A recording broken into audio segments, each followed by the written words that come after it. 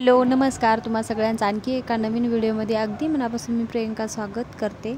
तर मी आज खूप वेगळी अशी रेसिपी तुमच्यासोबत घेऊन आलेली आहे। रेसिपी खूप कमी साहित्यात होते। सगळ्यात आधी मी इथे घेतलेला आहे पाव कोथिंबीर, 2 कांदे, 1 बटाटा आणि 1 टोमॅटो। तरी इथे आपल्याला एवढं साहित्य लागणार आहे। आणि बटाट्याची सगळ्यात आधी आपल्याला साल काढून घ्यायचे आहेत। साल काढून झाल्याच्या नंतर मी अद्रक खिसायच्या खिसणीने आपला बटाटा खिसून घेतलेला आहे। बटाटा छान खिसून झाल्याच्या नंतर खिसून घ्यायचा आहे आणि नंतर ही रेसिपी खूप छान लागते, खूप चविष्ट होते आणि सगळ्यात महत्त्वाचं म्हणजे खूप कमी वेळेत होते।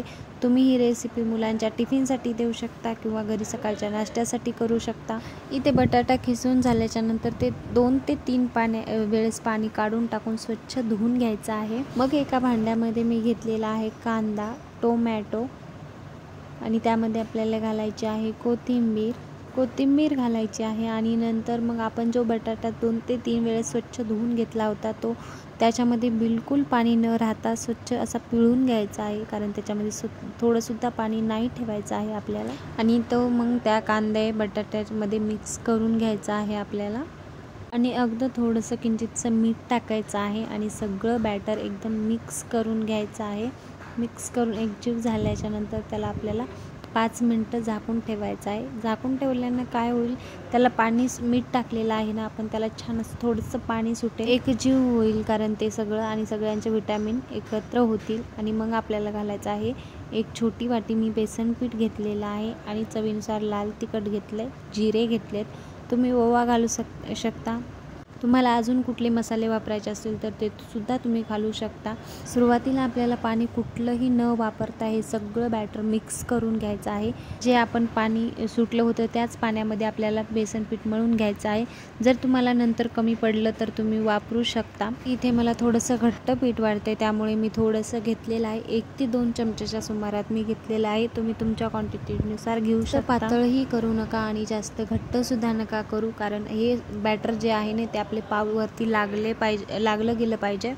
तर इथे आता छान असं आपलं बॅटर तयार झालेलं आहे। आता हे पाववरती आपण छान सगळीकडे पसरून घेऊयात। चारही चौकोनी बाजूनी व्यवस्थित लागलं गेलं पाहिजे हे बॅटर, दोन्ही साईडनी व्यवस्थित लावून घ्यायचं आहे आधी आपण हे।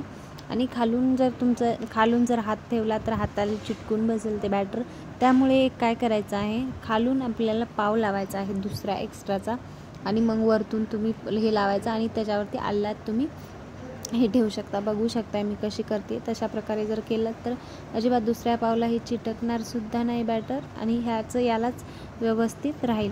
तर आता इथे छान मी तवा गरम करून घेतलेला आहे आणि त्याच्यावरती तेल टाकून घेतलेलं आहे। आता यावर आपण पाव टाकून घेऊयात। मस्त असा भाजून घ्यायचा आहे तेल टाकून थोडं थोडं। तर इथे दोन्ही साईडनी भाजून घेतल्यानंतर मला थोडंसं पाठीमागच्या बाजूला थोडंसं तेल कमी वाटते म्हणून मी थोडंसं 1 चमचा टाकलेलं आहे।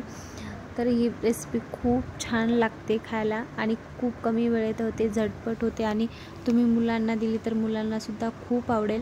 तर अशा प्रकारे सगळे आपल्याला पावला बॅटर लावून आपल्याला सगळे असे भाजून घ्यायचे आहेत दोन्ही साईडनी भाजते वेळेस खालची साईड थोडा वेळ लागतो भाजायला, पहिली बाजू पटकन भाजते आणि सगळं झाल्याच्या नंतर असं मधून असा एक आपल्याला कट द्यायचा आहे। आणि तुम्ही ही रेसिपी कशासोबत सुद्धा खाऊ शकता, साधी अशी जरी खाल्ली तरी एवढी अप्रतिम लागते। एकदा नक्कीच ट्राय करा, खूप सुंदर लागते खायला, एकदा मुलांना नक्कीच करून खाऊ घाला। तर तुम्हाला ही रेसिपी कशी वाटली मला कमेंटमध्ये नक्की कळवा। व्हिडिओ जर आवडला असेल तर लाईक, शेअर आणि चॅनलला सबस्क्राईब करा। जर तुम्ही ही रेसिपी आधी खाल्ली असेल ते सुद्धा मला कमेंटमध्ये सांगा। Thank you so much.